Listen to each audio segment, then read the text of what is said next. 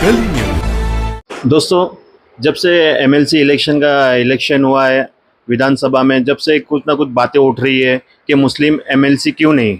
आइए जानते हैं आरिफ मोइन शेख से कि क्यों नहीं एमएलसी इलेक्शन में मुस्लिम कैंडिडेट नहीं थे। आरिफ भाई, क्या बोलना चाहेंगे इस पर? मैं तो सबसे पहले गली न्यूज़ का धन्यवाद करूंगा कि इस मुद्दे के ऊपर इन्होंने कम से कम आके मुझसे पूछा।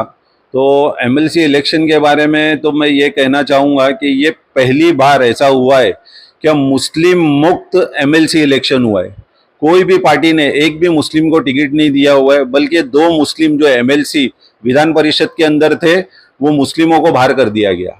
तो आज जो है इन लोगों को सिर्फ मुस्लिमों का वोट चाहिए, लेकिन मुस्लिमों को ना ये कुर्सी देना चाहते हैं, ना मुस्लिमों को ये आगे बढ़ने देना चाहते हैं। तो ये राजनीति बिल्कुल समझ में नहीं आ रही है। आरिफ भाई, अभी असदुद्दीन ओवैसी साहब पूरे महाराष्ट्र दौरे पर है, तो इस बार आपको क्या लगता है कितनी सीट पर असेंबली इलेक्शन लड़ेगी एमआईएम पार्टी? देखिए, एमआईएम पार्टी जैसा सदर साहब आपने कहा पूरे दौरे पर है। सदर साहब बॉम्बे भी आएंगे, यहाँ का पूरा देखेंगे और उनको जहाँ जहाँ लगेगा वहाँ वहाँ पर अपनी सीट उतारेंगे। क्योंकि देखिए, इलेक्शन लड़ना सबका हक है। इलेक्शन में अगर एमआईएम पार्टी इलेक्शन लड़ती है तो वो उसका हक है। अगर कोई दूसरी पार्टी को ये लगता है कि भाई एमआईएम से किसी का नुकसान होगा, तो एमआईएम पार्टी उनको ओपन ऑफर करती है कि भाई उनको जो है जितनी सीट चाहिए एमआईएम को उतनी सीट दे दे। ये तो असद भाई ने पहले ही बोला था। तो बार बार ये रोना क्यों होता है कि भाई एमआईएम लड़ेगी तो ये हार जाएगा, वो हार जाएगा। ये रोना क्यों नहीं होता है कि भाई एमआईएम को जिताने के लिए हम लोग क्या करें। आरिफ भाई, कहीं ना कहीं लोगों के एक दिल में आता है कि एमआईएम बीजेपी की बी टीम है। कहीं पे भी कोई मुस्लिम कैंडिडेट होता है, वहीं पे भी मुस्लिम कैंडिडेट एमआईएम उतार दीजिए। उसके बारे में क्या बोलना चाहिए? देखो समीर भाई, कोई भी पार्टी ने मुस्लिम का ठेका नहीं लिया हुआ है। सही बात है, चाहे वो कोई भी पार्टी हो। तो आज एमआईएम का साफ बोलना है कि आप लोग जो है बम्बई शहर में मुस्लिम कैंडिडेट्स दो, साफ सुथरे कैंडिडेट दो। मैं अंधेरी वेस्ट की भी बात करता हूं। अंधेरी वेस्ट असेंबली में आप लोग एक साफ सुथरा मुस्लिम कैंडिडेट दो, तो मैं यहां से इलेक्शन नहीं लड़ूंगा। ये मैंने पिछले टाइम भी कहा था, ये मैं वापस कह रहा हूं कि मुसलमान को आगे बढ़ने का मौका दो। आज देखो, उलमाओं ने हर जगह पे एमपी के इलेक्शन में ये कहा कि भाई महाविकास आघाड़ी का सपोर्ट करो, महाविकास आघाड़ी का सपोर्ट करो। और ये खुद उद्धव ठाकरे साहब ने अपनी जबान से बोला है कि भाई मुसलमानों ने मेरे को वोट दिया है।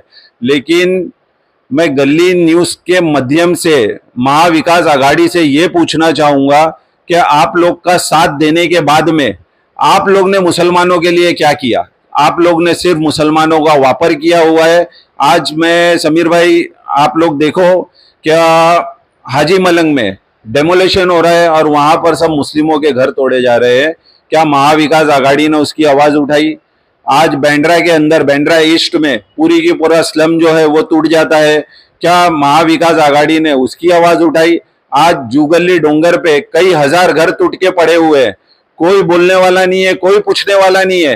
क्या महाविकास आघाड़ी ने उसकी आवाज उठाई? आज हमारे उलमा ये बोलते हैं कि भाई महाविकास आघाड़ी को वोट दो। तो मैं ये उलमाओं से, हमारे उलमाओं से ये अपील करना चाहता हूं कि आप इनको सामने बिठाओ, फेस टू फेस इनसे बात करो।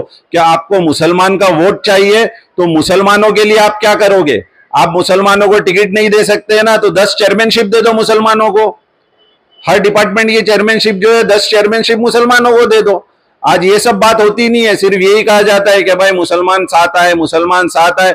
मुसलमानों के कंधे पे तो हाथ रखा जा रहा है, लेकिन मुसलमानों का हाथ काटा जा रहा है ताकि वो जब गिनती की बात आए तो हाथ उठाकर खड़े नहीं रह सके। आरिफ भाई, आपने एक सोशल मीडिया पे एक वीडियो डाला था कि आपने ये भी कहा था कि अगर कोई इंडियन एयरलाइंस अच्छा कैंडिडेट उतारती है 165 में कि आप इलेक्शन नहीं लड़ोगे। उसके बारे में क्या बोलोगे? समीर भाई, मैं वापस से आपके चैनल से दोहराना चाहूँगा कि अगर यहाँ से साफ सुथरा मुस्लिम कैंडिडेट जिसके ऊपर कोई एलिगेशन नहीं है, अगर वो नहीं महाविकास आघाड़ी देती है तो मैं यहाँ से इलेक्शन लड़ूंगा।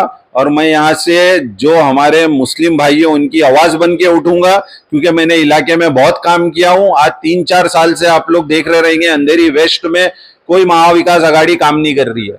आप जाके जुगली डोंगर पे पूछो, कोई काम नहीं कर रही है। उल्टा यहाँ के जो जीते हुए लोग थे वो बीएमसी में जाके ये पूछते हैं कि भाई ये आरिफ काम कैसा कर रहा है, वो काम आरिफ कैसा कर रहा है। तो मेरे भाइयों, अगर मैं किसी हमारे भाइयों का काम कर रहा हूं तो उससे इनको क्या तकलीफ है, आप लोग खुद समझ सकते हैं कि इनको सिर्फ एक ही तकलीफ है कि भाई कोई दूसरा यहाँ पर आके काम नहीं करे। यहाँ सिर्फ जो है शिवसेना कांग्रेस ये मेल जोल करके इलाके में इनको काम करने की कोई इच्छा ही नहीं है।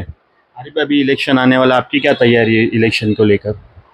मेरी तो पूरी तैयारी है इलेक्शन को लेकर। इस असेंबली में जो है 70 से 75 हजार मुस्लिम वोटर है और कम से कम जो है मैं समझता हूं दूसरे जाति के जो है एक 50-60 हजार वोटर है। इसके अंदर अगर अशोक यादव और अमित साटम एक 1.5 लाख लोगों के लिए खड़े हो सकते हैं तो क्या आरिफ शेख जो है ये 1 लाख लोगों के लिए खड़े नहीं हो सकता है? और क्या मुसलमान जो है मेरे लिए एक नहीं हो सकते? गली न्यूज़ के लिए बात करने के लिए बहुत बहुत शुक्रिया। समीर शेख, गली न्यूज़।